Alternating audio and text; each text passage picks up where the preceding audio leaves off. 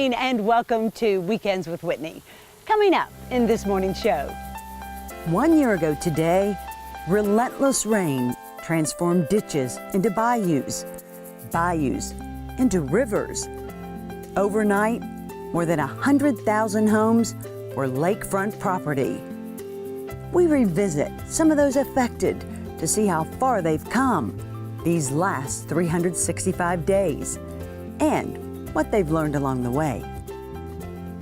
Then Dr. Nick helps us battle the pace, disappointments, and aftermath. Many are still suffering from last year's flood. But first, it has been a grueling 12 months for those who suffered in the historic flood. This morning, we're going to catch up with those we found who were trying to pick their lives back up and see how far they've come.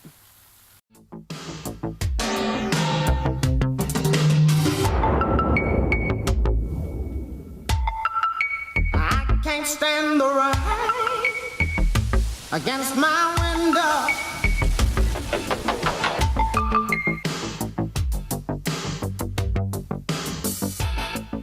Rain submerged these 58 acres in Holden, home to John Schneider Studios. I can't stand the rain against my window. When the current came, it swept all the way through here for, I don't know, 10 hours or so, ripped this porch off, ripped that off, put all this through the fences. Oh. Yeah. Never imagined, did you? No. And this door here was actually, it opens in, so it's hard to push that door out. Well, the bottom of the door all got pushed out. There was enough power that it went that way. It tore the fence down around the pool. We had, the water was, well, here because of this building right behind the camera, the water was probably this deep. Oh my. And moving like a son of a gun. So it was awful. That was the second flood he weathered last year. Remember, we had all lived through the March flood, which was terrible. The 100-year flood was terrible. And we all thought, well, that's not going to happen again. You know, maybe we'll get some more water, but we're not going to top, not even come close to the 100-year flood again. And that was in March. April, May, June, July, August. What did they call it? The 1,000-year flood? Yes. Yeah, so the 1,000-year flood came and made that look like a drop of rain. And we still find boxes with water in them. Oh. We had to build 4-foot-high subfloors in both of the sound stages over there, hoping that should it happen again, we'll open the doors and let the water go through. Are you, looking back almost 12 months now, as far down the road with repairs, with rebuilding, with regrouping as you thought you would be? We're actually further along than I thought we would be. Because the decision, at some point, the decision was not to make it like it was rather to change it and make it, can't say better, make it different. Make it different. The subfloors, putting everything up on pilings was kind of a surprise to me. I'm not a fan of what it looks like, but I'm a fan of it not getting soaked. Life here was a real beach. We used to have a baseball field over there, and it's starting to look a little more like a baseball field again, but it was just a beach. It was so much sand came out of that river, which actually, now that I'm thinking, maybe that's a good thing. Maybe the river is deeper for next time. Maybe it dredged itself. But we've taken a bunch of that sand and put it around the pool, and put little borders around the pool, so the pool is more of a beach sort of a vibe. We change our plan as nature changes its course here and changes the face of John Schneider Studios. We have to adapt, because I mean, what's the point of trying to fight that, right? Oh, right. Remember, what was it? Wasn't Bluebonnet? Who was it? It's not nice to fool Mother Nature. It's not nice to fool Mother Nature. Mother Nature unleashed something else unexpected here. John's music career. For the first time in 20 years, he released a new album, Ruffled Skirts. My mama told me, boy, you gotta hurry home. The water's still rising and it's covering up the lawn. Which is in reference to the skirts under trailers that got ruffled as the water came through. Songs like How Do You Stop the Waters? It's a song that knocks an audience to its knees. Lord, how do you stop the water when it's there to steal your past?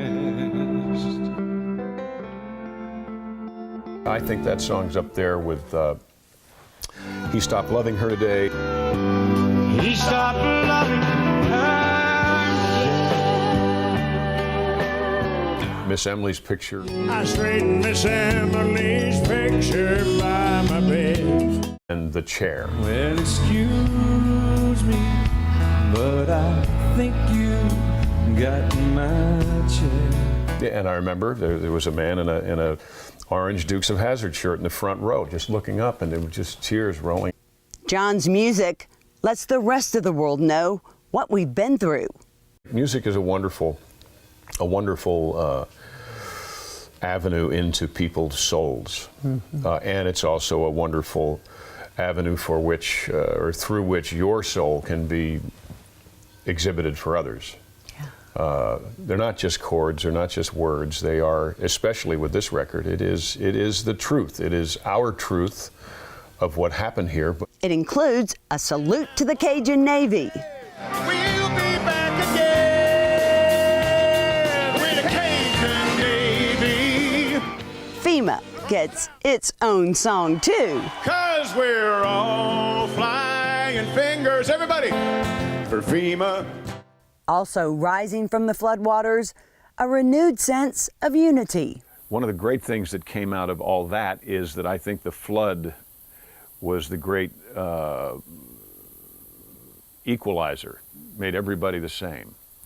Everybody was in trouble, everyone had lost something, and everyone needed help, whether you were black or white or blue. Everybody needed help. Some affected moved away forever, but John didn't even consider it. We didn't leave. No, it's gorgeous here. I mean, I'm all about the pictures. I'm all about being able to look over there and see that gorgeous cypress tree reflected in the swamp. All about being able to just leave the ground alone and have those, well, you're not seeing anything on this side, but the elephant ears that are everywhere. I can see them from here. Which are so beautiful in the morning. They collect all the little beads of water, and then you tap them and it all gathers and rolls. It's a marvelous place. It's a beautiful place. John says he takes the good with the bad and the highs with the lows. I mean, if you're just living here, I mean, what's that? That's boring. That's boring. Give me some great and give me some awful. But please give them to me at the same time. Yeah, I can't stay in awful too long. Yeah, I don't want to live in awful for too long. August was awful for another we followed after the flood, Tanya Dillon. When I had the trifecta going on, I'd lost my job, and then the flood, I lost my little car, and then I lost my home. So, and in that sense, yeah, you're thinking, dang, that's a lot. But, I was alive. Like everyone, she was blindsided August 13th. Wrap your head around this, 30-inch rainfall totals. 30-inch rainfall totals. Louisiana has gotten punched in the gut. I went to bed, that night thinking everything's fine, and I woke up the next morning and I'm like, I have a shiny yard, and I should have a shiny yard. And then I opened the door and there's water. So it's kind of like, okay, what do I do? And I didn't panic. There's no reason to panic, and I just kind of got my stuff together and, got my boat I had and what I thought clothes I needed and things that I thought could I live without or not, and loaded it up, and my neighbors, we all walked out together, and then the whole town by that time, by me getting from one place to the other to the Celtic Studios, it was just massive people.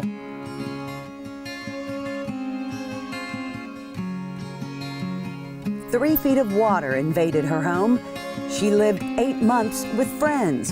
Her house is still a work in progress.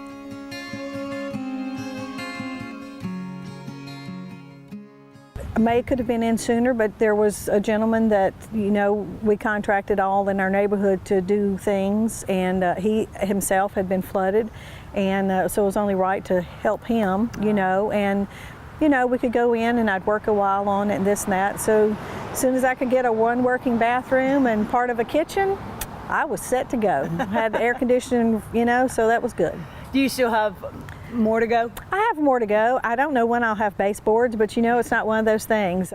Many of her belongings had to be trashed, but a friend was able to save and refurbish her antiques. Some need a little bit more work than others, but that's okay. At least I have them, and you know, things I lost are things I lost. She gained some rebuilding ideas from interior designer Kenneth Brown. When she got some financial help from FEMA, she implemented what she could. I had not ever used my fireplace, so we took that out. And so it opened up from my dining room to my living room. And then I moved a pantry, which was badly positioned from between my kitchen and dining room. And tiny. I opened up my laundry room to have more pantry space. As a professional cook, it's exactly what her house needed. And starting this week, she'll be cooking in another house too, the Zeta House at LSU. In their kitchen, she'll be serving almost 100 girls a day. If you do by years of August to August, this year's now starting off good. You're in your house. I'm in my house. Have a new job. I have a new job and I have a vehicle, so all is well. Someone else making big strides this past year is Tom Shepard, pastor of the church at Addis. From the first Monday after the flood, this small church has been doing giant things. The 600-member congregation collected and handed out 20 tons of supplies daily. They also fed more than 30 shelters, hotels, neighborhoods, even entire cities every day. I look back at that time and I feel like I'm kind of still in it because there's just been so much done, but it seems like you're just, you eat an elephant one bite at a time, you know that saying, and it seems like we haven't even got past one leg yet on this thing, and there is so much more to do. And they're doing it. National organizations like Glenn Beck's M1 have linked arms with them.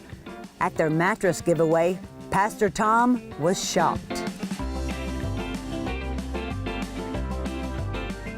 The amount of people that came to get those was startling to me. That's it. Like, why are so many people in need still like this? And I questioned whether, is this real? Do we really need to check these numbers? He reached out to FEMA to get that information.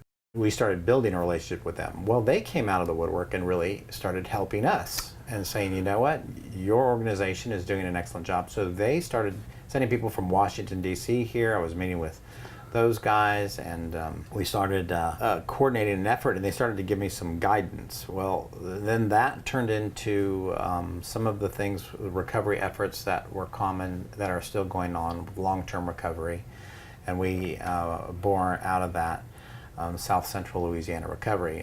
Through that, the church spearheaded efforts in West Baton Rouge and Iberville parishes. That's nearly 1,500 homes.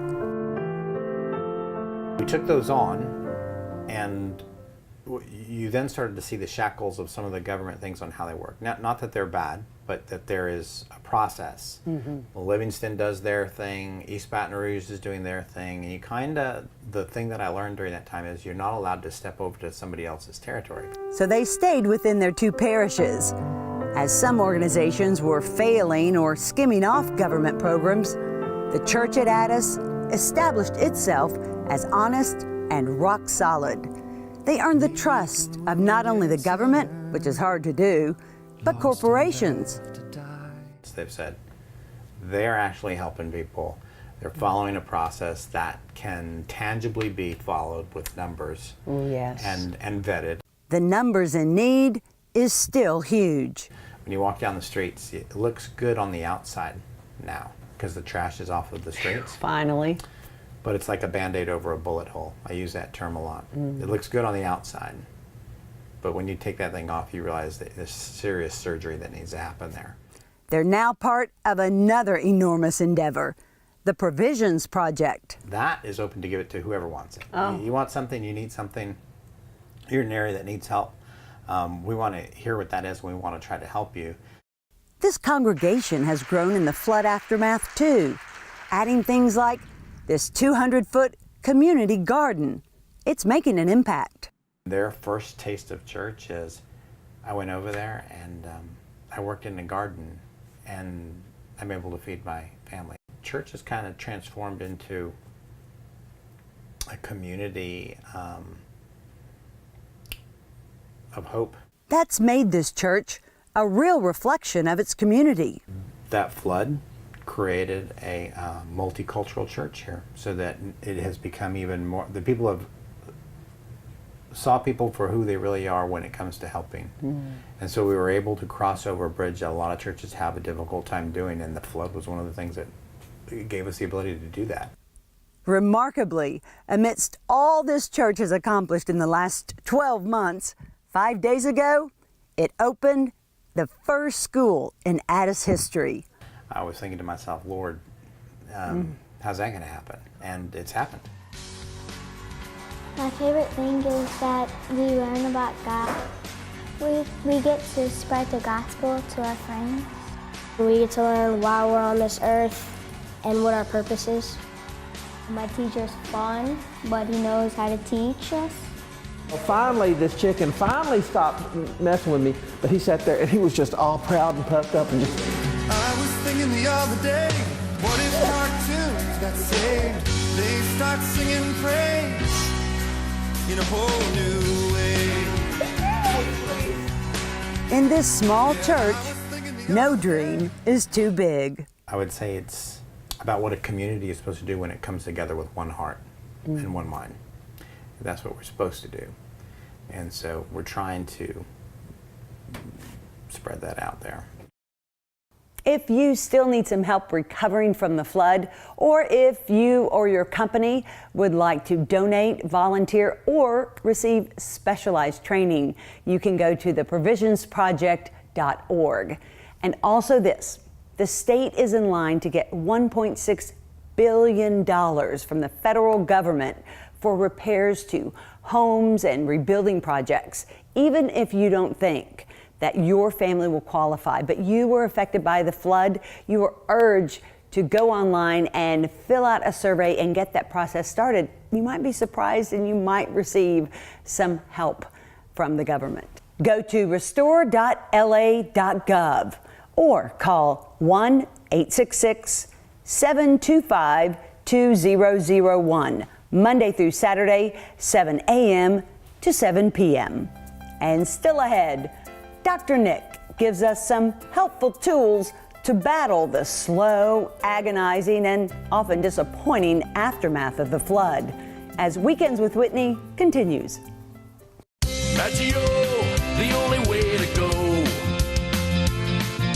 Maggio Buick GMC, your satisfaction's our specialty. We really deliver on Falls River, here in New Roads. Small town atmosphere, legendary service for over 60 years. Maggio, the only way to go. The only way to go, that's Maggio. 9-time winner of the prestigious Buick GMC Mark of Excellence Award. Atlas Foundation Repair, fixing your foundation problems for more than 30 years while preserving and protecting your trees.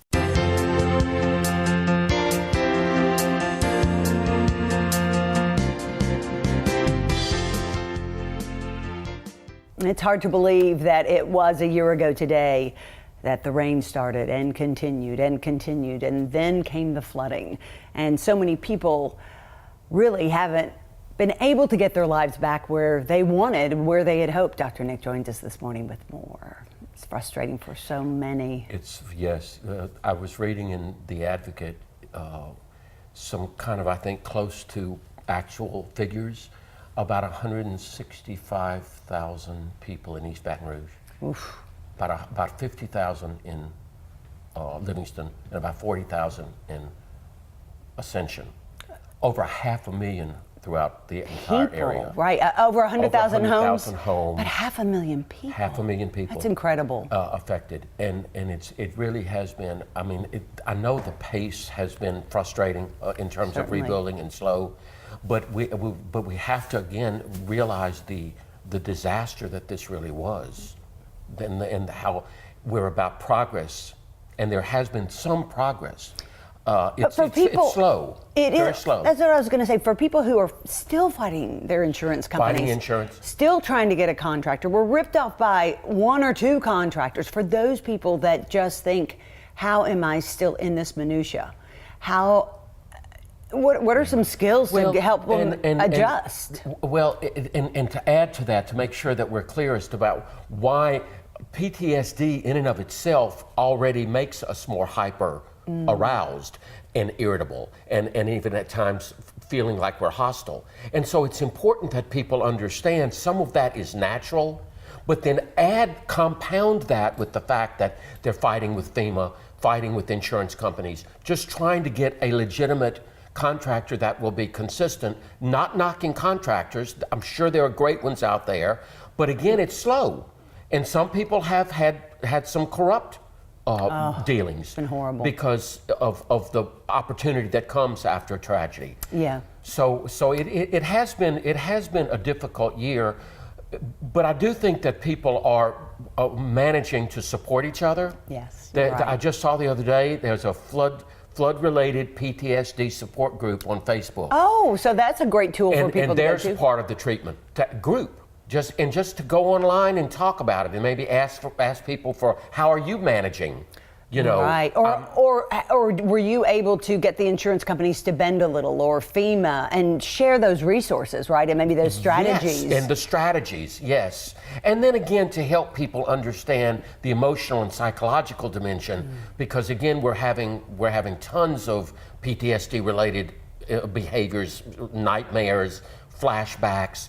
I mean, do you realize, Whitney, and people see a boat and their anxiety goes up. They see rain. All the rain we've had this summer has created that kind of association and the tendency to want to avoid it. Sure. And I know that this makes sense to people, but again, to people who are experiencing it, they have to kind of almost accept that a little bit and then say, okay, that's where the cognitive behavioral helps so much. To think, oh my God, every time it rains, it's going to flood. Well, I know that's hard for people to hear, but it's really not true. Right.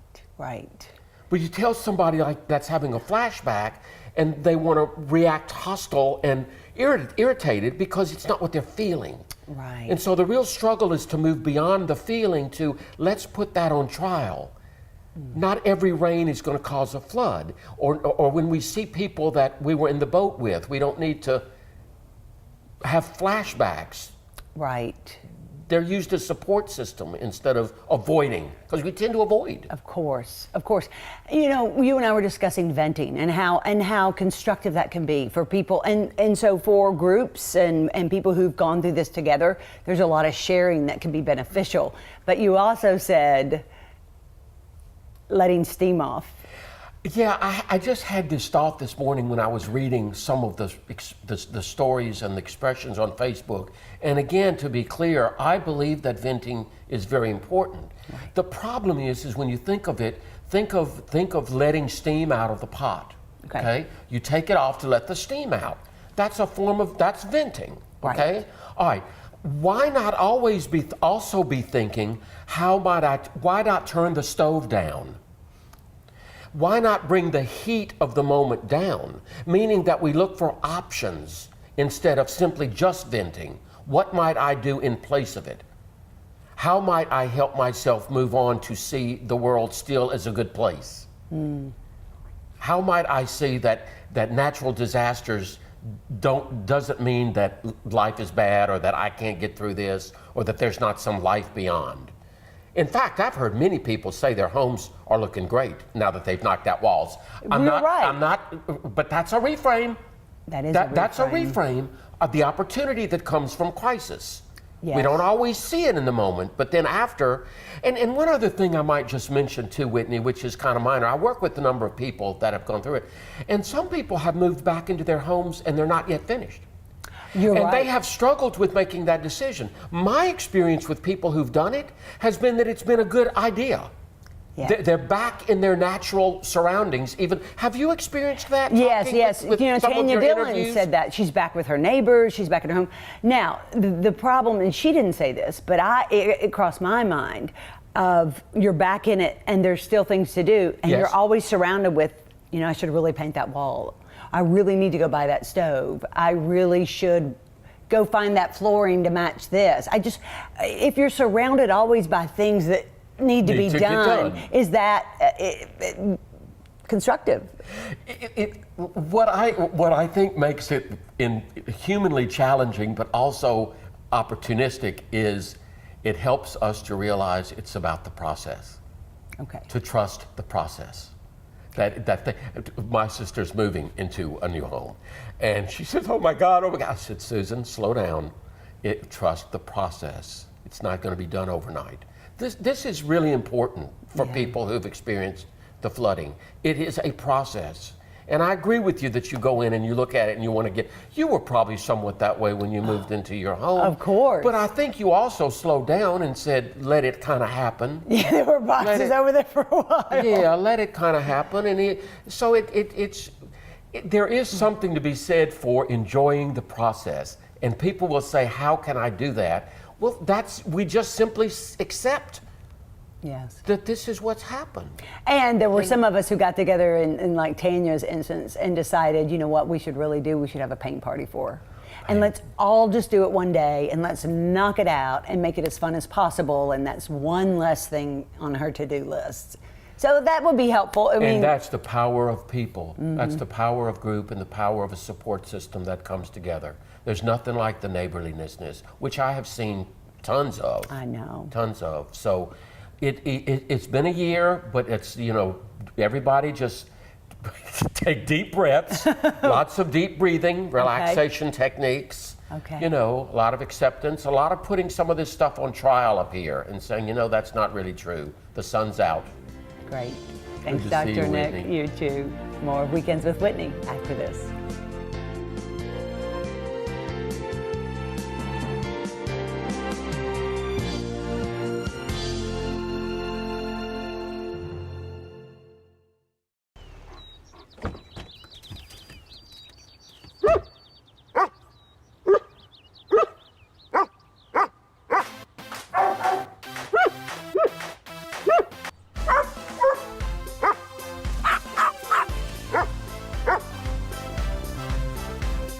Thank you for joining us for Weekends with Whitney.